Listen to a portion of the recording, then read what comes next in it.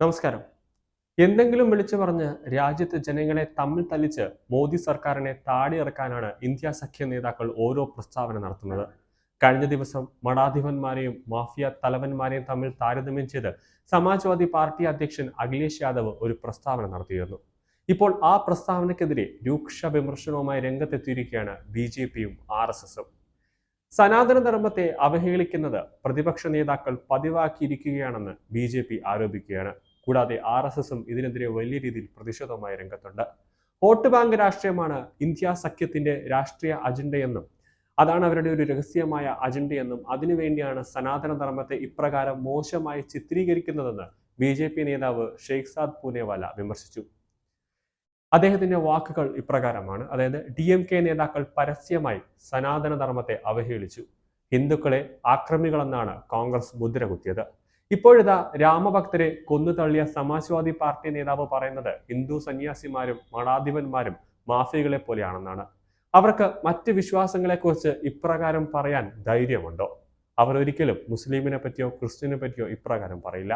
ഹിന്ദി സംഘത്തെ സംബന്ധിച്ച് ഇവർക്ക് ഒരു ലക്ഷ്യം മാത്രമേ ഉള്ളൂ: ഹിന്ദുക്കളെ താറടിച്ച് കാണിച്ചുകൊണ്ട് വോട്ട് ബാങ്കിനായി പ്രവർത്തിക്കുക എന്നതാണ് അവരുടെ രീതിയെന്നും ഷെയ്ഖ്സാദ് വ്യക്തമാക്കി. അതേസമയം സംസ്ഥാനത്തെ മാഫിയ തലവന്മാരെ സംരക്ഷിക്കാനാണ് അഖിലേഷ് ശ്രമിക്കുന്നതെന്ന് UP ഉപമുഖ്യമന്ത്രി ബ്രജേഷ് പഥക് ആരോപിച്ചു. മഠങ്ങളും ക്ഷേത്രങ്ങളും പള്ളികളും തമ്മിലുള്ള വ്യത്യാസം സമാജ്വാദി പാർട്ടി നേതാക്കൾക്ക് അറിയില്ല. അവർ അധികാരത്തിൽ വന്നപ്പോഴെല്ലാം മാഫിയ നേതാക്കളെ സംരക്ഷിക്കാനാണ് നോക്കിയിട്ടുള്ളത്. ആക്രമികളുടെ സ്തുതിപാഠകരായ ഇക്കൂട്ടർ അവരുടെ ശവക്കല്ലറകൾ സന്ദർശിച്ച് പ്രാർത്ഥനകൾ നടത്തുകയാണെന്ന് BJP ആരോപിക്കുന്നുണ്ട്. ഹിന്ദുക്കളെയും മഠാധിപന്മാരെയും അധിക്ഷേപിച്ച് അഖിലേഷ് യാദവ് നടത്തിയ പ്രസ്താവനകൾ അത്യന്തം അപലപനീയമാണെന്ന് മഹത് ദുർഗദാസ് പറഞ്ഞു.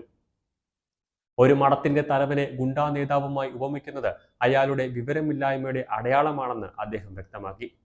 മഠാധിപതിയും മാഫിയയും തമ്മിൽ വ്യത്യാസമില്ലെന്നാണ് അഖിലേഷ് പറയുന്നതെങ്കിൽ ആദ്യം സ്വയം നോക്കുകയാണ് വേണ്ടതെന്ന് ആഗ്രയിലെ ശ്രീ മങ്കരേഷ് ക്ഷേത്രത്തിലെ മഹത് യോഗേഷ് പുരി മഹാരാജ് വ്യക്തമാക്കി. ആരുടെ പിതാവാണ് കർസേവകർക്ക് നേരെ വെടിയുതിർത്താൻ നിർദ്ദേശം നൽകിയതെന്ന്, ആരാണ് ഒരു കൂട്ടം നിരപരാധികളെ കൊന്നു തള്ളിയതെന്നും അദ്ദേഹം ചോദിച്ചു. ഇന്ത്യ സഖ്യ നേതാക്കൾ ഓരോ ദിവസവും ഇതുപോലെ വിവാദ പരാമർശങ്ങൾ നടത്തിക്കൊണ്ടിരിക്കുകയാണ്. കഴിഞ്ഞ ദിവസം രാഹുൽ ഗാന്ധിക്ക് പിന്നാലെ അഖിലേഷ് യാദവ് ഏതാണ്ട് ഇന്ത്യ സഖ്യം ഇതിലൂടെ ലക്ഷ്യം വെക്കുന്നത് ഏകദേശം എന്താണ് ധാരണയെന്ന് എല്ലാവർക്കും മനസ്സിലാകുന്നുണ്ട്.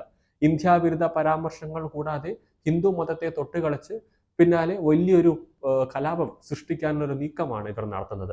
ഇപ്പോൾ അമേരിക്കൻ പര്യടനത്തിൽ ഇന്ത്യ വിരുദ്ധ നേതാക്കളുമായി കൂടിക്കാഴ്ച നടത്തിയ പ്രതിപക്ഷ നേതാവ് രാഹുൽ ഗാന്ധി ഇപ്പോൾ ഇന്ത്യ വിരുദ്ധരും ഇസ്ലാമിസ്റ്റുമായ ഇൽഹാൽ ഒമറുമായി രാഹുൽ ഗാന്ധി ഒരു കൂടിക്കാഴ്ച നടത്തിയത് വലിയ വിവാദങ്ങൾക്ക് വഴിവെച്ചിട്ടുണ്ട്. അധികാരഭ്രമം രാഹുൽ ഗാന്ധിയെ ഇന്ത്യ നേതാക്കളെ കൊണ്ടെത്തിക്കുകയാണെന്നും ഇത് വലിയ കുഴിയിലേക്ക് തന്നെ ചാടിക്കും എന്നതിൽ യാതൊരു സംശയവുമില്ല.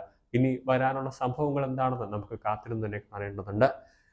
ഏത് രീതിയിലും മോദിയെ താഴെ ഇറക്കാൻ വേണ്ടിയാണ് 2014 നരേന്ദ്രമോദി അധികാരത്തിൽ വന്നതിന് ശേഷം 2019 മോദി സർക്കാർ അധികാരത്തിൽ വരരുത് എന്നുള്ള ഒരു രീതിയിലായിരുന്നു കോൺഗ്രസ് ഒന്ന് കളിച്ചത്. പക്ഷേ 2019 വന്നു. 2024 മോദി തരംഗം രാജ്യത്തുണ്ടാകരുതെന്നും മോദി അധികാരത്തിൽ വരരുത് എന്നൊരു ലക്ഷ്യം കൊണ്ടാണ് കോൺഗ്രസും പിന്നെ പ്രതിപക്ഷം എല്ലാവരും കൂടെ ചേർന്ന് ഇന്ത്യ സഖ്യം എന്നൊരു മുന്നണി രൂപീകരിച്ചത്. അതിലും BJPയെ തകർക്കാനോ തളർത്താനോ പറ്റിയില്ല എന്നുള്ളതാണ് എടുത്തു പറയേണ്ട കാര്യം. അപ്പോൾ ഏത് രീതിയിലും BJPയെ താഴെ ഇറക്കാൻ, അതായത് തിരഞ്ഞെടുപ്പ് രീതിയിൽ കൂടെ, അത് നേരായ വഴി കൂടെ BJPയെ താഴെ ഇറക്കാൻ പറ്റില്ല എന്ന് രാഹുൽ ഗാന്ധിക്ക് അതുപോലെ തന്നെ ഇന്ത്യ സഖ്യത്തിന് മനസ്സിലായതോടെ ഇപ്പോൾ ജാതി പേര് പറഞ്ഞും മതത്തെ തൊട്ട് കളിച്ചും സിഖുകാരെ തൊട്ട് കളിച്ചും രാജ്യത്തൊരു ബംഗ്ലാദേശ് മോഡൽ കലാപം സൃഷ്ടിക്കാൻ കോൺഗ്രസ് ശ്രമിക്കുന്നു എന്നതിൻ്റെ ഉത്തമ ഉദാഹരണമാണ് അഖിലേഷ് യാദവും രാഹുൽ ഗാന്ധിയും DMKയും അതായത് MK സ്റ്റാലിനും അടക്കം ഇപ്പോൾ ഹിന്ദു ധർമ്മത്തെയും സനാതന ധർമ്മത്തെയും ഒക്കെ അവഹേളിച്ചു കൊണ്ടിരിക്കുന്നത്.